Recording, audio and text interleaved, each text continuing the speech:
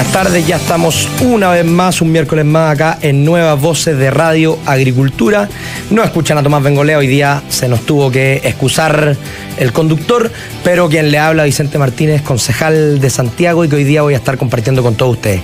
Por supuesto no voy a estar solo, estoy solo acá físicamente, es bien incómodo esto, es bien nuevo, pero me acompaña a la distancia un gran amigo, Juan Pablo Rodríguez, de la Fundación Piensa. ¿Cómo estamos, Juan Pablo? Querido Vicente, muy buenas tardes, saludos a ti, a todos los que nos escuchan a través de la Radio Agricultura, especialmente siempre a quienes nos escuchan en la región más bonita de Chile, la región de Valparaíso, donde todo en Chile nació, en la 92.5. Un abrazo, Vicente, y saludos a todos. Oye, Juan Pablo, esto ya, como somos los dos nomás, va a ser una conversación hoy día. Y me gustaría partir hablando, y yo estoy seguro que esto es un tema que interesa mucho a nuestros auditores, sobre la presentación del proyecto de ley de aborto del gobierno. Es un tema que hay posiciones marcadas, que algunos dicen que esto es una estrategia electoral, pero que no podemos dejar, y menos este programa que se ha comprometido desde siempre, desde su inicio, con la vida, con el derecho a la vida y con la vida del que está por nacer, desde la concepción hasta la muerte natural. No debemos dejar de dar una línea a este debate. Yo te la voy a plantear una y después abrimos la conversación. Yo lo primero que quiero decir es, he escuchado mucho, y en muchos lados, de parte principalmente de la oposición, quedarse en esto de que es una estrategia del gobierno. Hoy el gobierno presenta un proyecto de ley de aborto porque no quiere que hablemos de seguridad, porque no quiere que hablemos de lo que le incomoda. Pero yo creo que nosotros tenemos que ir un poquito más allá. El gobierno, por supuesto, no le gusta hablar de la urgencia de los chilenos, pero no podemos con eso darle o decirle a la ciudadanía que este tema no nos importa, porque este es el tema más importante que damos los que estamos por la vida en el servicio público. Y es un tema relevante porque quizás es el dilema ético más importante de toda nuestra generación, de la tuya y la mía, Juan Pablo, y no podemos restarnos de discutir. Yo al gobierno se lo planteo, como un concejal republicano, como panelista de este programa, nosotros siempre vamos a estar abiertos y felices de hablar de este tema en los micrófonos, en el Congreso, en los consejos municipales, en todos lados, porque a la vida la vamos a defender siempre. A la vida y a los que están por nacer, a los más débiles, los vamos a proteger siempre. Y yo creo que este tema no deja de ser una oportunidad para una vez más reactivar la batalla por la vida. Juan Pablo.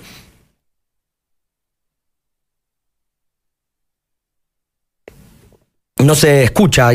¿Está muteado? Ahí sí. Ahí estamos. ¿Ahí sí, Vicente? Sí. Disculpa. No, yo estoy 100% de acuerdo contigo, Vicente. Creo que hay que, obviamente, traer a la palestra las dos cosas. En primer lugar, la muy obvia, absurda y con potencial asesino, ¿no? Además, estrategia del gobierno, que es evidentemente un volador de luces en un momento en donde la opinión pública está concentrada en los casos de corrupción de este gobierno como Procultura, está concentrado en las trucherías de las licencias médicas. Tenemos un gobierno completamente incompetente que el domingo no va a poder presentar prácticamente nada como cuenta a la ciudadanía, y por lo tanto evidentemente utilizan esto como un volador de luces para atraer, distraer la opinión pública, y eso hay que relevarlo. Ahora, eso evidentemente no nos puede hacernos quedar solamente hasta ahí, ¿no? Y esgrimir argumentos del tipo, esto no le importa a los chilenos, esto no es prioridad. No.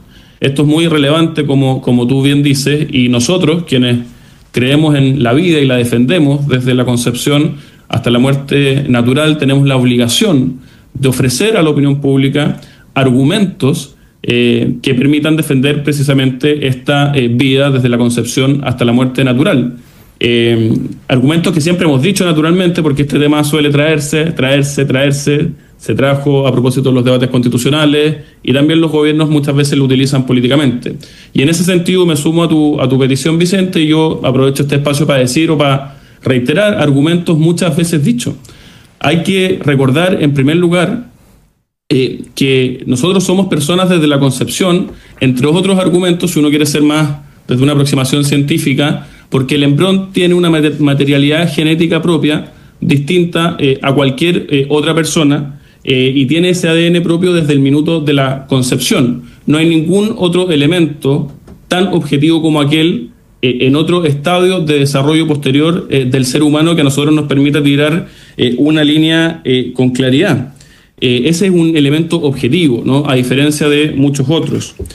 Se habla mucho de la evolución del embrión y del sistema nervioso. Yo quiero recordar acá que más allá que se tenga material genético propio desde la concepción y consecuentemente seamos personas y ontológicamente seamos personas desde ese minuto, es desde la semana 5 más o menos que esa persona tiene actividad neuronal. Es desde la semana 8 más o menos que esa persona empieza a desarrollar su sistema nervioso. A la semana 14, que al parecer es aquel deadline hasta el cual el gobierno quiere pretender que se puedan asesinar libremente a esas personas, a una semana 14 un feto tiene reflejos, responde a estímulos, responde físicamente a estímulos, y por lo tanto, evidentemente, creo yo, ahí estamos frente al asesinato de una persona y las propuestas de liberalizar, legalizar o la etiqueta que le quieran poner para suavizar el debate están en directa contradicción, a mi juicio, con el derecho a la vida que nosotros defendemos, pero que además está, y ahora ya un argumento jurídico consagrado en nuestra Constitución Política en el artículo 19, número 1. Es el primer derecho fundamental que protege nuestra Constitución. La Constitución protege la vida de las personas y protege además, en el inciso segundo, o la ley establecerá, digamos, la manera de proteger la vida del que está por nacer. Por lo tanto, por argumentos científicos, por argumentos filosóficos, por argumentos legales, como tú bien dices, tenemos que estar dispuestos a defender la vida en esta que es, sin lugar a dudas, a mi juicio, Vicente, como tú bien dices, la principal causa de nuestra generación. Juan Pablo, nos escribe harta gente, por supuesto, auditores de siempre, como IA Fotografía. Ahora ustedes no saben, pero ahora YouTube en los comentarios les pone como una corona a quienes son los que se conectan siempre. Entonces nos permite identificar quiénes son los que están siempre con nosotros. Acá IA Fotografía está segundo, José Luis González va primero, ¿quién más tengo acá? El tercer puesto, IA Fotografía los va cambiando, Rodrigo Codoseo, bueno, los que nos siguen siempre, no solo acá, sino también en distintos programas de YouTube. Yo dejo plantearte una cuestión, Juan Pablo, porque claro, tú, y yo no voy a agregar porque pienso lo mismo que tú respecto al aborto, sobre el tema filosófico, sobre no solo su importancia por ese lado, sino también legal. Quiero poner un punto que es el político, porque hoy día políticamente yo creo que no está todo claro. ¿Por qué te lo digo? Porque nosotros hoy día ya hay un convencimiento del sector de la oposición de que se ha avanzado culturalmente respecto al 2019, respecto a la primera convención. Hemos avanzado, el mundo y Chile ha girado hacia ideas que son más reconocibles con la oposición, con la derecha. Pero en el tema del aborto, yo creo que no se ha seguido. El aborto, que quizás la principal pelea del sector, no se ha podido aprovechar de este cambio, estos supuestos cambios culturales. ¿Por qué te lo digo? Porque, por ejemplo, uno ve, el otro día el Mercurio hace una lista de los candidatos presidenciales y José Antonio Kast, por ejemplo, es el único que está en contra de cualquier forma de aborto. Es decir, el único que está en contra del aborto en 3 causales, de los candidatos. Un tema que es muy relevante cuando sabemos que hay 3 candidatos en la oposición. Y también te lo digo, Juan Pablo, porque hoy día hay un convencimiento del sector y está muy detrás de esta idea que te comentaba al principio, de que hablar de esto no nos conviene. Fijar posición en esto no nos conviene. No solo no hay que hablar de esto porque el gobierno quiere que no hablemos de otros temas, sino porque además en este tema parece que salimos en contra políticamente. Eso está sentado desde la Convención 2, no sé si te acuerdas tú, cuando empezó este debate del qué y el quién, y hasta el día de hoy mucha gente sostiene que eso es lo que impidió que ganara ese texto constitucional. Y yo creo que este es un buen momento para empezar a atacar esos fantasmas, porque yo creo que si algo está detrás del apoyo, por ejemplo, que tiene hoy día José Antonio Kast, es justamente ser claro. Más allá de que la gente esté de acuerdo o no, es ser claro. Es mostrarle a la gente que hay una forma distinta de hacer política en los últimos 10, 20 años, que es liderar. Yo tengo una posición y más allá de que sea minoritaria o mayoritaria, voy, la expreso y trato de convencer a gente de eso. No sé qué opinas tú, Juan Pablo. Lo primero, Vicente, que diría 2 cosas, ¿no? Lo primero, a propósito de esto, no nos conviene, ¿no? No nos conviene debatir esto, no nos conviene debatir aquello, como que todo tuviésemos que estar definiéndolo en función de la encuesta del domingo, en función de los focus group, en función de las consultorías, y ir determinando qué es lo que uno dice, con qué tono lo digo, a qué debate me meto. Dejémonos de tonteras, ¿no? La política no está para eso, y si está para aquello están los temas accesorios, en los temas principales, en los temas esenciales, como por de pronto es el derecho a la vida, del cual depende todo el resto de los derechos. Es un tema central en el cual uno esté a favor, en contra de las encuestas, arriba o abajo, convenga o no convenga, debe ser claro en la defensa de lo que cree y exponérselo con sensatez a la opinión pública. Porque precisamente por esa forma de pensar, es decir, mira, ¿sabes qué? Este tema no nos conviene mucho, no nos metamos, no argumentemos, no demos razones, pasa lo que tú muy bien describes, ¿no? A diferencia de otros temas en donde pareciera ser que la opinión pública ha tenido un retorno a la sensatez, ¿no? Sobre todo desde el denominado estallido social hasta hoy día, pareciera ser que en ciertos temas de moral objetiva aquello no es así. Y yo suscribo aquello, creo que los datos dan cuenta de eso también. Y por eso también cuando, por ejemplo, nosotros en el debate del aborto en 3 causales, uno esgrimía el argumento de la pendiente resbaladiza, ¿no? Y decía, mire, cada son las 3 causales, pues, hay casos más complejos, otros menos complejos, hay que analizar este proyecto en sí mismo, pero ojo, que esto inexorablemente nos va a llevar a que en algún minuto la discusión sea aborto hasta 8 semanas, 10 semanas, 12 semanas, aborto libre. Y están ellos, ¿no?, empujando esa agenda y exponiendo argumentos, y por otro lado estamos muchas veces nosotros con esa abdicación que tú muy bien describes, diciendo no nos metamos, a la gente no le importa, no demos argumentos, pero vemos cómo el clima de opinión pública va cambiando. Y yo creo que ahí la oposición, la derecha, el centro, los partidos de inspiración cristiana, tienen un deber moral ineludible, de cada vez que se ponga el tema del aborto sobre la mesa, no solamente dar una defensa dura, directa, clara desde el realismo político y todo, sino que desde los principios y desde las razones. Porque hay muchas razones, y me atrevería a decir cada vez más, científicas, filosóficas y morales, que nos permiten abonar la idea de que desde el momento de la concepción se es persona, y por lo tanto ese ser humano requiere protección desde ese momento hasta su muerte natural. Estamos conversando con Juan Pablo Rodríguez, director de la Fundación Piensa, y ya vamos al primer cierre, pero un punto antes, Juan Pablo. Parte de lo que tú explicabas es lo que pasa, por ejemplo, en otros países. Cuando se aprueban estas leyes, pasa a... hay un efecto, ¿no?, en la sociedad de que empieza a mirar en menos el derecho a la vida. Vamos a Inglaterra, no queda un solo síndrome de Down porque la gente, como se le presenta desde el Estado y desde la ley que es posible abortar, aborta. Vamos a la vuelta, esperando un par de minutos y ya volvemos. Estamos de vuelta en este segundo bloque de conversaciones, nuevas voces de día miércoles, conversando con el director de la Fundación Piensa, Juan Pablo Rodríguez, y quien les habla, Vicente Martínez. Pero antes de seguir la conversación, Juan Pablo, saludemos a quienes hacen posible este programa. Grupo Educar, construyendo el futuro de la educación media técnico-profesional en Chile. Conoce más sobre nuestro trabajo en www.grupoeducar.cl. Colliers. En Colliers Chile tenemos el lugar perfecto para tu negocio. Te ofrecemos la más amplia gama de propiedades comerciales en venta y arriendo en las zonas más destacadas del país. Contáctanos en info@colliers.cl o al 224961-500. Universidad San Sebastián es la primera universidad en Chile en acreditar internacionalmente en excelencia sus 4 centros de simulación por FLASIC. Caja 18, pensando en arreglar la casa para este invierno, en Caja 18 tenemos un crédito social que te puede ayudar. Simula y solicita en www.caja18.cl. Caja 18, la mejor caja para Chile. Juan Pablo, la contingencia no para y quizá hay un tema que ha destacado, o 2 temas que son los que vamos a hablar en el bloque 2 y el bloque 3. Y uno de ellos son las licencias falsas, ¿no?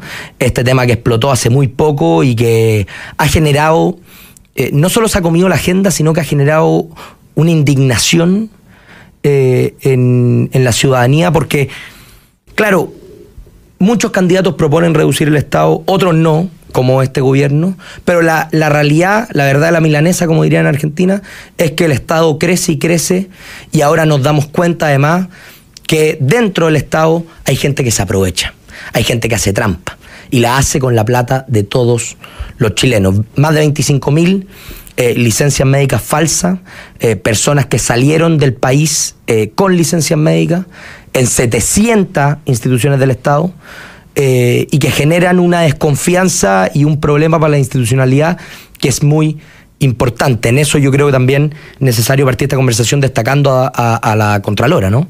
Dorothy Pérez se ha puesto como una misión empezar a no solo aumentar la transparencia, sino a levantar casos que lleven a un cambio. Y las últimas declaraciones que tuvo en el Senado y la nota que ayer sacaba el diario El Mercurio van en esa línea.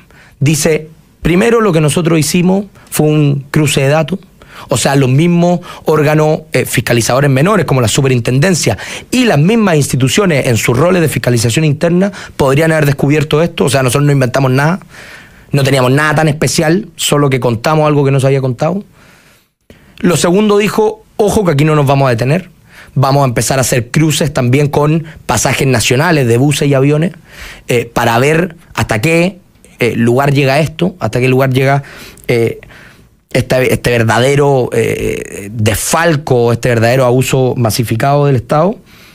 Y también propone que le den más facultades a las Contralorías y más exigencias también a la transparencia. Porque decía, y esto a mí me toca mucho por mi rol de concejal, que claro, la Contraloría hace informes, nosotros en Santiago nos llegó uno hace poco, pero después recomienda acciones que no se toman.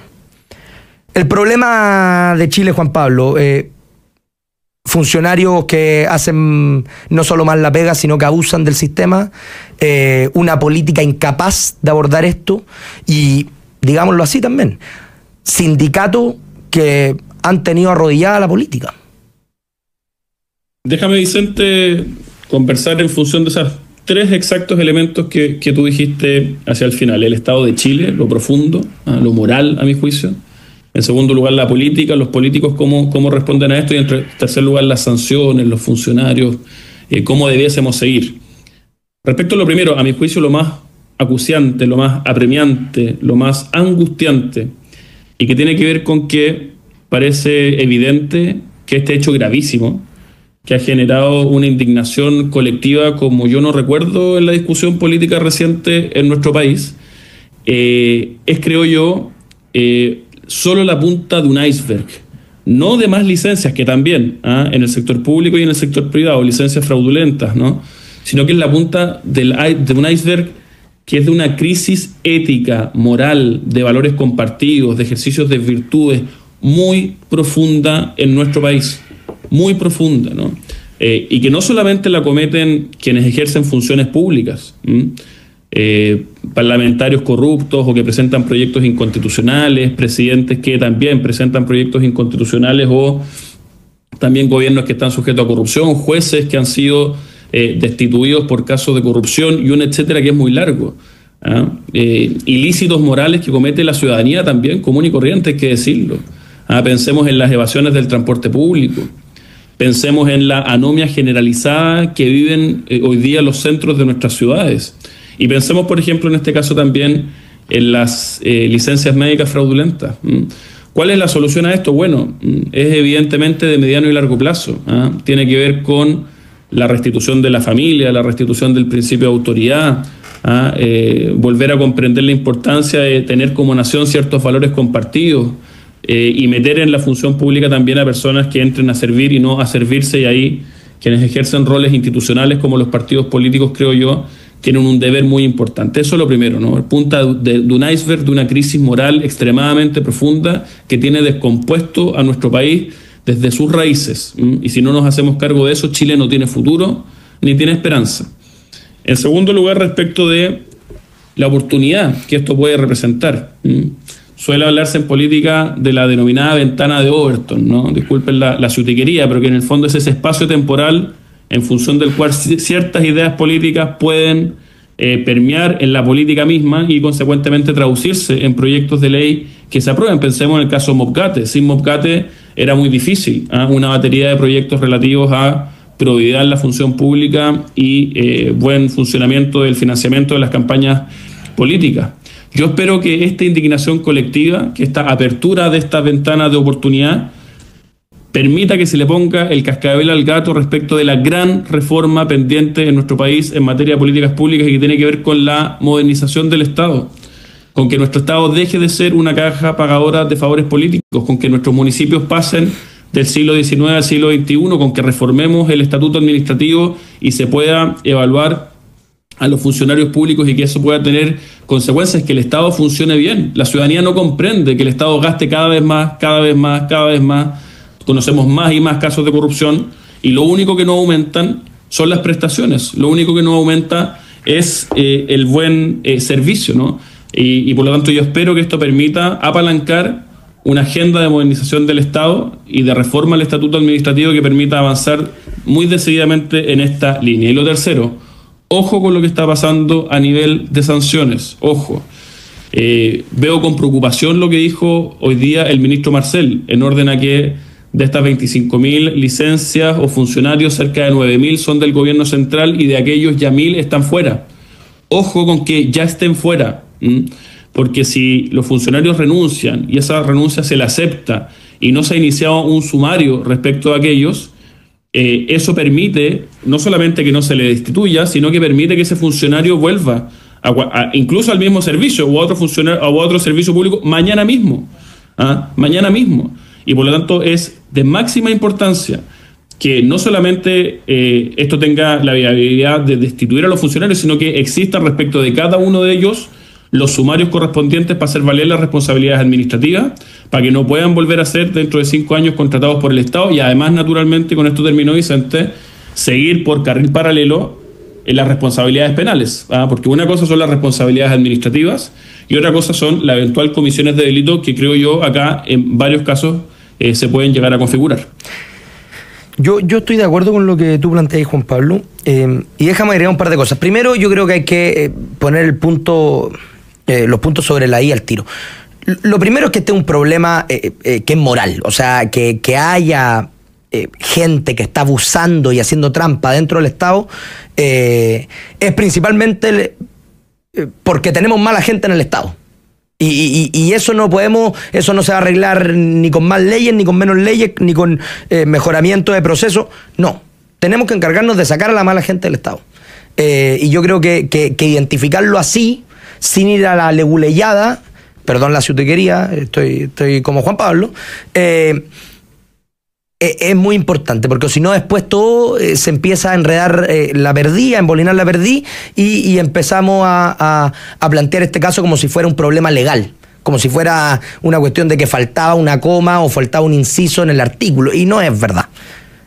Acá el problema es que tenemos, hay muchos funcionarios que abusan, hay muchos funcionarios que ocupan sus cargos ganando algunas veces hasta fortuna y no hacen la pega y ocupan estas trampas para, por ejemplo, irse de vacaciones fuera del país. Lo segundo, sí creo, ya entrando al tema más legal, que, y esto lo decía Mochati muy bien el fin de semana, en Chile tenemos que arreglar y corregir la línea que se ha tomado los últimos años de una protección casi sacrosanta del funcionario. Hoy día expulsar a un funcionario de planta es casi imposible. Los sumarios tienen una cantidad de instancias que son ridículas. Pareciera que es una acusación constitucional lo que se le está planteando a un funcionario. Duran demasiado tiempo y no se puede por ello ir no solo achicando el Estado, sino que sumando o sacando los malos elementos y sumando a gente buena. Porque ¿qué pasa? Hoy día cuesta tanto sacar gente de planta que lo que hacen las administraciones cuando llegan es, ya ese no lo voy a mover, pero voy a contratar los míos al lado. Y si nos pusiéramos a revisar cuántas funciones están duplicadas en el Estado, es una cuestión vergonzosa. Porque como no se pueden sacar, contratan a los otros. El promedio de las licencias de licencias médicas anuales en el sector público, más de 30 días. ¿Ustedes creen que en un servicio que estuviera colapsado como nosotros pensamos que está el Estado, podría contar con que su gente se perdiera un mes al año? Es ridículo. Es ridículo. Y es ridículo porque es tanta la gente que está en el Estado que hoy día que desaparezca una persona 30 días, la verdad es que no se nota, que no es relevante, que no necesita ni reemplazo. Entonces, Cuando nosotros desde republicanos, por ejemplo, hablamos de hacer más eficiente el Estado y de achicarlo, es porque hemos llegado a un límite que no es verosímil, no es atendible y ocupa, o es un espacio para ocupar de muy mala manera los recursos de los chilenos. Y eso hay que transmitírselo a los chilenos. Yo creo que esto puede ser una oportunidad, no solo para que Dorothy Pérez, desde la Contraloría, siga haciendo su pega, que me parece muy bien, sino que para que políticamente se instale que es una necesidad transversal achicar el Estado. Que hoy día comillas, regaloneo a los funcionarios públicos se nos fue de las manos. Que este regaloneo a los sindicatos y a las asociaciones se nos fue de las manos. Hace unos años, Juan Pablo, yo me acuerdo que en las peores crisis que había con la pandemia, en las asociaciones de funcionarios del Estado estaba negociando que le reajustaran el sueldo por IPC. Y se lo reajustaban. Entonces, ¿cuándo vamos a tener ese carácter y la convicción y la voluntad para enfrentarnos de verdad y para proteger a los buenos funcionarios? Que, ojo, yo el otro día lo hablaba con funcionarios de la Municipalidad de Santiago y les decía, si acá el problema es que la gente buena, igual el domingo cuando se juntan con sus familias, con primos, amigos de lo que sea, les van a tirar la tallita de, oye, una licencia médica para irse de viaje esta semana. Y claro, dentro de esa talla, que puede ser muy simpática, hay algo detrás que es una realidad. Que hoy día todo Chile piensa que todos los funcionarios son abusadores. Y para proteger a esos buenos funcionarios que se sacan la cresta trabajando, tenemos que sacar a los malos elementos. Juan Pablo, nos quedan 2 minutitos, o 1, te diría. Y todo en un minutito, todo con la nuestra, ¿eh? Así que siga, Contralora, siga. ¿Eh? Un hospital cada 10 días, decía ella, que se podría construir con la plata que se está perdiendo a propósito de la licencia. Yo solo para complementar, porque suscribo lo que tú dices, Vicente, diría que además vamos en un camino negativo, en el sentido que el Estado de Chile, hacia los 90, hacia inicios de los 2000, era un Estado que, al menos para el contexto latinoamericano, daba orgullo y funcionaba relativamente bien, con agencias estatales respetables, como el Servicio de Impuestos Internos u otras. Eso lamentablemente también está sufriendo un intenso y acelerado proceso de descomposición en las distintas reparticiones públicas y hoy día el Estado de Chile funciona peor, y tú muy bien los decías. Si un alcalde quiere hacer bien la pega, muchas veces tiene que armar administraciones paralelas. Años de licencia, de personas, uno habla con funcionarios, gente que tiene años de licencia y todo con nuestra plata. Que sea esto una oportunidad para ponerle el cascabel al gato y para de una vez reformar el Estado de Chile y especialmente, creo yo, el estatuto administrativo para poner los incentivos correctos para que la política y el Estado sean lo que son, es decir, un ente, un órgano al servicio de las personas y no un ente u órgano para servirse de la plata del resto, como lo están haciendo estos 25.000 funcionarios, pero seguro muchos más.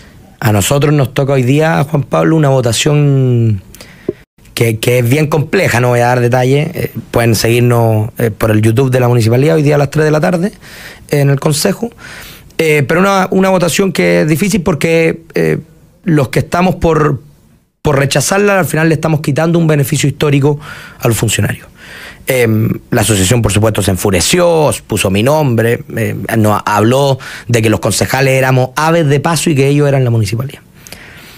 Todo puede ser comprensible, pero yo lo que le planteé a mis colegas concejales, y que creo que es muy relevante, es, miren, estamos desembolsando esto un gasto, Juan Pablo, de casi 3.000 millones.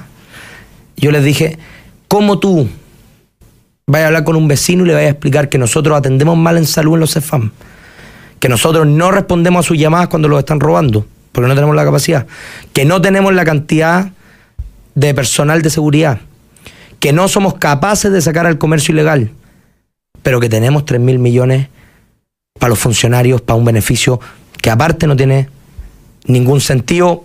El sector público, el sector privado, imposible que se repita algo parecido, y en la mayoría del sector público tampoco. Ya vamos al segundo y último bloque de nuestro programa de miércoles y ya volvemos en 2 minutitos al último bloque de Nuevas Voces.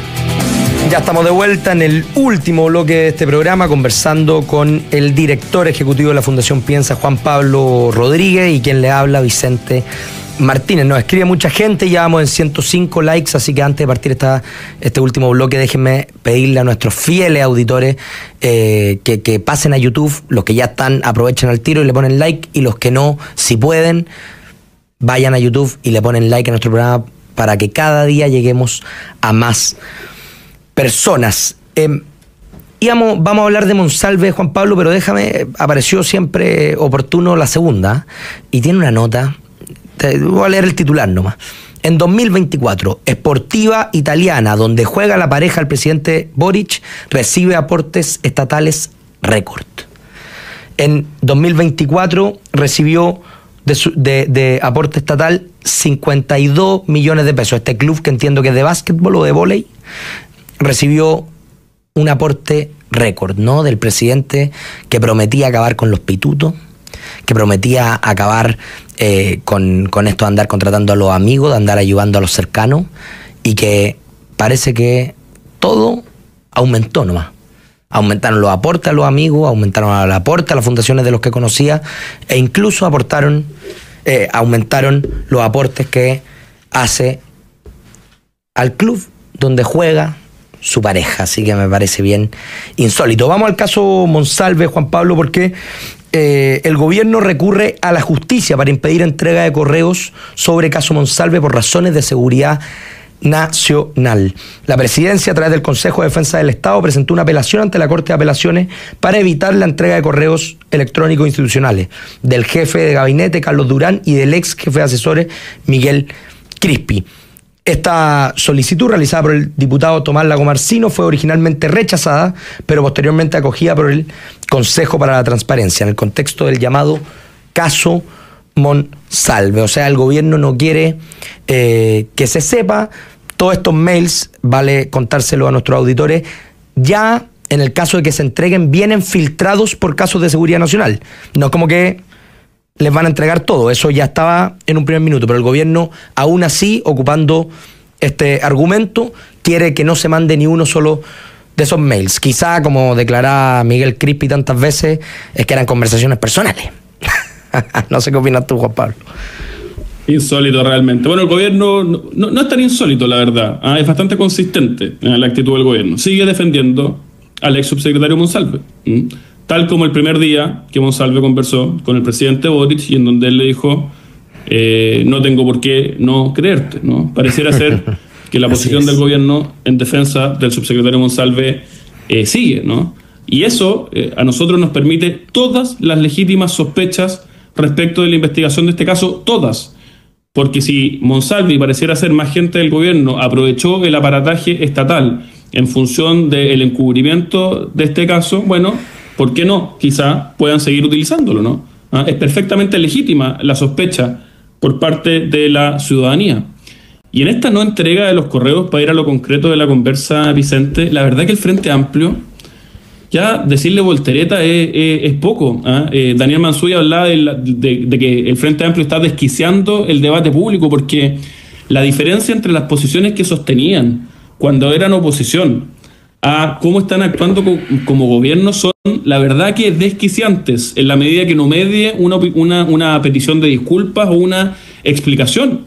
Miremos el caso de Monsalve en materia de feminismo. Miremos lo que decían y hoy día dicen en materia, pero no hacen, ¿no?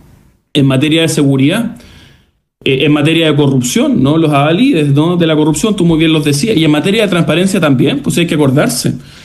Por ejemplo, cómo fueron muchos opositores indecentes, verdaderamente unos carajos, que al minuto de la pandemia lo único que hacían era aportillar las buenas medidas que tomaba el gobierno de la época, y pedían, entre otras cosas, transparencia total y absoluta respecto de todos los correos de Mañalich, de los jefes de gabinete, de los subsecretarios, diciendo que era como un elemento central de la democracia.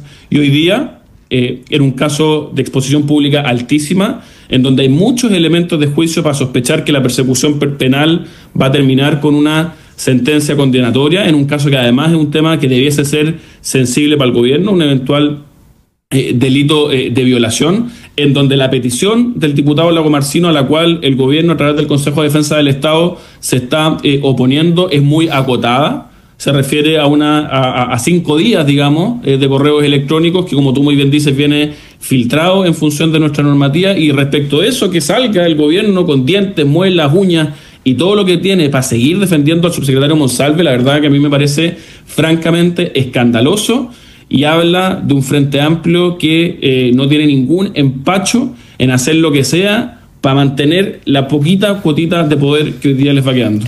Nos quedan pocos minutos, pero yo creo que todas estas situaciones terminan demostrando una realidad que, iba a decir increíble, pero hoy día nos sorprende, la verdad.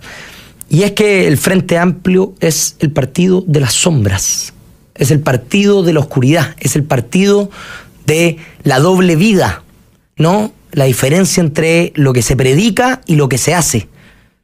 La diferencia entre lo que se dice y lo que se practica. Y esto lo hemos visto en una inmensidad de ejemplos que terminan asegurándolo ya para la opinión pública. O sea, hoy día el Frente Amplio es el partido que esconde información, que no quiere que se sepa cómo trabajan, que no quiere que se sepa cómo hacen política, y menos quiere que se sepa cómo viven. Porque cada vez que se levanta un poco el telón, se encuentra algo peor que antes. Y vemos el caso de Catalina Pérez, por ejemplo, que yo creo que fue la primera caída, pero de algo que pasa regularmente en este partido. ¿No? O sea, no solo repartía plata en sus fundaciones, tenía el pololo encargado para que hiciera bien la galleteada, como se dice, para tener a alguien de confianza, mintió, salió a hablar días después de que la pillaran sin pintura, con cara de macrá, sin peinarse, para que después nos enteráramos que tenía conversaciones con el pololo sobre estos temas. Oye, esconde la plata, nos van a pillar. Y ella al principio, ¿qué dijo? Esto es una pelea entre dos hombres. A mí no me metan, yo soy feminista, soy mujer. A mí me parece, Juan Pablo, que hay una línea constante entre cómo practica el Frente Amplio, cómo se defiende con la mentira cuando lo pillan y cómo intenta ocultar información hasta el último minuto. Nos queda un minuto más, Juan Pablo, para que cierres. Y han aprendido bien, ¿no? Miremos a España, miremos a Monedero, miremos a Errejón, esa inconsistencia, ¿no?, entre lo que se predica y lo que se practica es bien evidente, parece, ¿no?, en esta nueva izquierda y en los socialismos del siglo XXI. Yo en los 30 segundos que me quedan solo agregar, a propósito de Monsalve y el interés público de lo que se va investigando y también de lo que se ha conocido de sus conversaciones vía WhatsApp. Ojo con el argumento del interés público, ¿no? Por ejemplo, hay una columna de Carlos Peña hoy día que de alguna manera habla de eso. Monsalve era subsecretario de Prevención del Delito, ¿no? Tenía a su haber fondos reservados, ¿no? Que el que esté encargado de la persecución del delito, por ejemplo, esté aparentemente contratando con fondos reservados prostitutas, por ejemplo, ¿no? En donde todos sabemos, por ejemplo, las vinculaciones del Tren de Aragua con la trata de personas, con la explotación de personas. O sea, son temas muy sensibles para un subsecretario de Prevención del Delito, por lo tanto, creo yo, hay en esas conversaciones evidente interés público y eventuales aristas penales. Así que a seguir investigando, así como la Contralora en las licencias, que acá la Fiscalía y el sistema de justicia no tengan empacho en perseguir las responsabilidades penales del ex subsecretario Monsalve. Juan Pablo Rodríguez, un gusto, como siempre, un agrado tenerte acá en el programa. Por supuesto, muchas gracias a todos los auditores que día a día nos siguen y no se pierdan, porque mañana, jueves, vuelve el Jueves de Historia de 1 a 2 de la tarde aquí en Radio Agricultura. Muchas gracias a todos y nos estamos viendo.